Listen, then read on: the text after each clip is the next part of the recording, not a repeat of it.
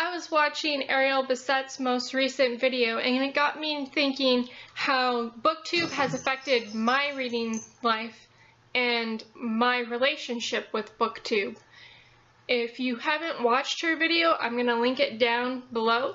I want to apologize for the tinkling bells. It is currently kitty playtime in my house.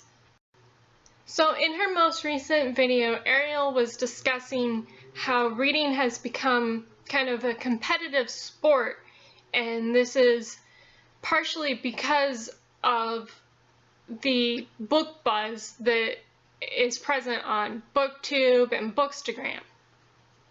I sat down and I came up with a list of pros and cons of how Booktube has affected my own reading life. And I will start on the positive side with the pros. Starting with the more obvious ones, first of all, of course, I have found new books that I wouldn't have known about if Booktube wasn't telling me, hey, this book is coming out. I also feel less different.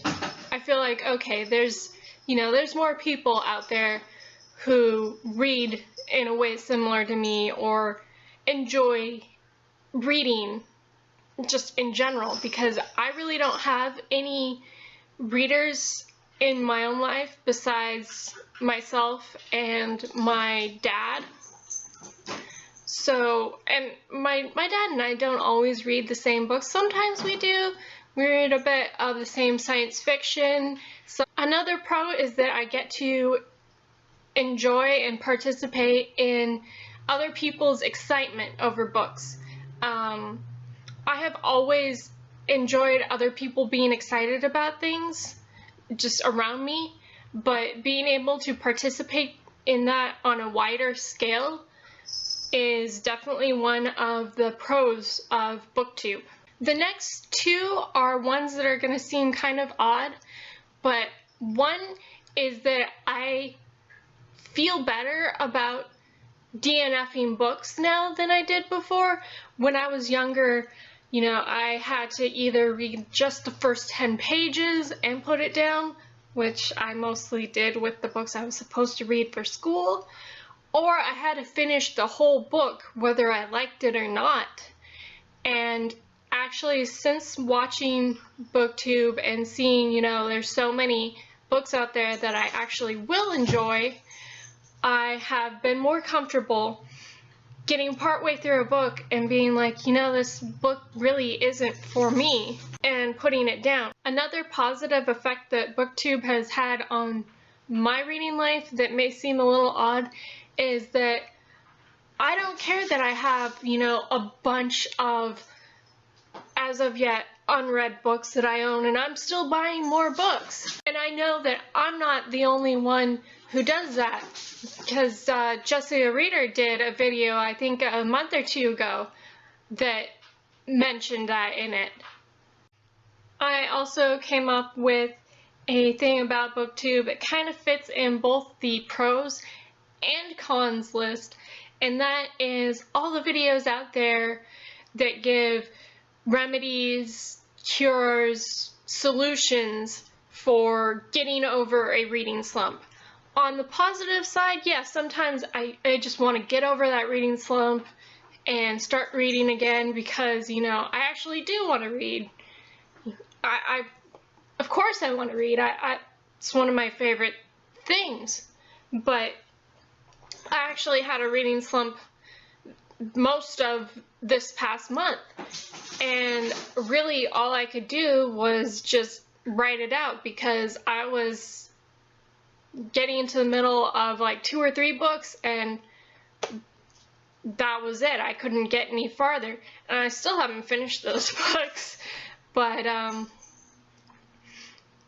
the negative is that, it feels like, oh, I can't be in a reading slump. Like, I can never, ever get in a reading slump because I should be reading. And this goes into the negative of, the challenge of it. You should be reading, lots of books. If you haven't read at least 50 books in a year, then you're not reading enough books. Honestly, even when I was little, I can't tell you a single year that I have ever read 50 books. That is just not me. I think maybe once or twice I've gotten up to 30 books when I really didn't have anything else going on. But that's a really rare case. If I get to 25 in a year, I'm doing good, you know? And so I don't care about the quantity of books that I'm reading. I don't want to read a short book just to boost the number of books that I've read. I want to read big, thick books because they have more going on. It's a more fleshed out story, and I have more to enjoy. And yeah, that means I read fewer books, but so be it. And along with the whole concept of, oh, you have to read a lot of books, there's also this concept that you have to own a lot of books. And I've been thinking about it recently, and well, look at the shelf that I have right now. All those books are double stacked on each shelf, and then some. And yes, I plan to get more bookshelves soon, but I was thinking, you know, why bother keeping books that I only sort of liked and know that I'm never going to get around to rereading because I didn't enjoy it enough the first time I read it. She also touched on the fact that there's a lot of pressure to read the relevant books in the time they're relevant. Like, she mentioned The Hate U Give, you know, the first couple months that it came out, you had to read it. That's when it was relevant. If you read it 5 years from now, well, you're a little late to... Hey, Cuter! He loves that window. Sorry. You're late to the party. What the heck were you doing? You know? But there are so many books out there that even if you try to read all the relevant books when they're relevant, there's no human way that you could possibly do that, and all you're doing is just giving yourself useless stress. Why give yourself this artificial stress when there are plenty of other things out there that are already stressing you out? You know, traffic, work, school. That's enough stress. Reading shouldn't be a stressful activity. It should be the opposite of stress. It should be taking that stress away from you that you got from being stuck in traffic for an hour, or having to spend extra time at work, or having a big test at school. There's this other aspect of Booktube that she didn't touch on, but I've been thinking about quite a lot recently, which is that it's not just the having a lot of books and reading a lot of books, but the books that you have to be the pretty books, you know? I've actually somewhat fallen victim to this. I have 2 copies of the same book because, you know, I can't decide which one's prettier. And I'm like, you know, I want these pretty things on my shelves. But the books aren't just about being pretty. They're, you know, it's what's inside that really counts. And yes, there's someone who took the time to make this cover art and pick out this typography and choose these colors. But that's not all there is to this book. It's not just art. It's, you know, it's substance. And am I saying that you shouldn't get the pretty books? No, but you shouldn't feel like you have to get the pretty books, that you should have to get the, you know, most beautiful hardcover edition of books. If you want to get the mass media produced paperback because that's within your means, or you just like the way it feels when you read it better,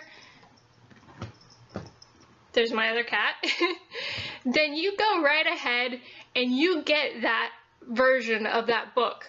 Because in the end, the book shouldn't be for you to show people, hey, I got these pretty books. They're for you to enjoy.